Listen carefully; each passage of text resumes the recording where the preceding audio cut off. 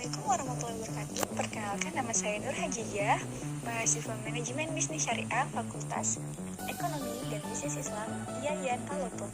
Di sini saya dan teman saya, Muhammad Syahrudin dan Nina Sainal, akan menjelaskan mengenai materi metode penulisan karya ilmiah menggunakan fokus dan modus. Berikut ulasannya. Metode yang pertama kali digunakan yaitu metode fokus. Pada dasarnya, penelitian itu tidak dilakukan dari suatu yang kosong sama sekali, melainkan dilakukan berdasarkan persepsi seseorang terhadap adanya suatu masalah. Demikian pula, dalam alam ini tidak ada masalah, hanya manusia itu sendiri yang mempersepsikan adanya masalah itu. Penggunaan metode fokus itu sendiri agar sebuah penelitian pada suatu masalah tidak mudah terombang-ambing oleh Lincoln dan juga penentuan masalah bergantung pada paradigma apakah yang dianut oleh peneliti atau calon peneliti. Apakah ia sebagai peneliti, maka dia harus fokus pada masalah yang akan diteliti. Masalah itu sendiri adalah lebih daripada sekedar pertanyaan dan jelas berbeda dengan tujuan. Masalah adalah suatu keadaan yang bersumber dari hubungan antara dua faktor atau lebih yang menghasilkan situasi yang membingungkan. Faktor yang berhubungan tersebut dalam hal ini mungkin berupa konsep, data empiris, pengalaman, atau unsur lain. Tujuan dari suatu penelitian itu sendiri adalah untuk memecahkan masalah. Hal itu dilakukan dengan jalan menyimpulkan sejumlah pengetahuan yang memadai dan mengarah pada upaya untuk memahami atau menjelaskan faktor-faktor yang berkaitan tersebut. Ada dua maksud tertentu yang peneliti ingin mencapainya dalam hal menetapkan fokus. Pertama, itu penetapan fokus dapat membatasi studi. Jadi, dalam hal ini, fokus akan membatasi bidang inquiry. Kedua, penetapan fokus itu berfungsi untuk memenuhi kriteria inklusi dan eksklusi, atau memasukkan dan mengeluarkan inclusion dan exclusion kriteria suatu informasi yang baru diperoleh di lapangan.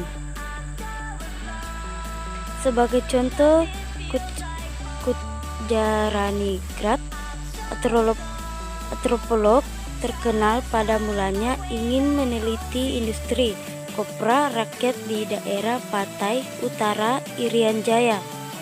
Akan tetapi ketika ia berada di sana tahun 1963, ternyata banyak pohon kelapa yang masih produktif dan sarana angkutan serta pemasarannya yang sudah mundur. Oleh karena itu, ia mengalihkan perhatiannya kepada masalah hubungan kekerabatan yang renggang di Irian. Dari contoh tadi jelas bahwa perumusan fokus atau masalah dalam penelitian kualitatif bersifat tentatif. Artinya, penyempurnaan rumusan fokus atau masalah itu masih tetap dilakukan sewaktu peneliti sudah berada di lokasi penelitian. Fokus penelitian adalah fokus permasalahan yang dipilih untuk diteliti. Kemampuan menentukan fokus penelitian dengan baik akan berpengaruh positif terhadap hasil penelitian. Materi kedua yaitu modus. Modus huruf terbagi menjadi 3, yaitu normal, miring, dan tebal.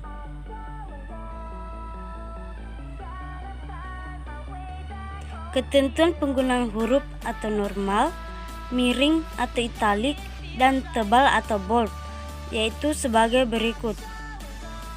Normal. Yang pertama normal, yaitu teks induk, abstrak bahasa Indonesia, kata kunci, tabel, gambar, bagan dan lampiran. Yang kedua miring, yaitu bahasa asing dan bahasa daerah, istilah yang belum lazim, bagian penting, dan bagian pada daftar rujukan, yaitu judul-judul buku, judul peraturan yang dirujuk, nama jurnal, nama proceeding, nama seminar atau simposium, judul artikel, dan judul berita dari majalah atau surat kabar. Yang ketiga, tebal, yaitu judul bab atau judul sub-sub bab. Terbagi menjadi 3, yaitu judul gambar, contohnya kerangka konseptual. Yang kedua, judul tabel, contohnya proses pengambilan sampel. Yang terakhir, judul lampiran, contohnya sampel peneliti.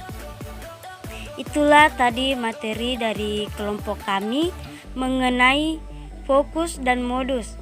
Saya akhiri, wabillahi taufiq wal hidayah. Wassalamualaikum warahmatullahi wabarakatuh.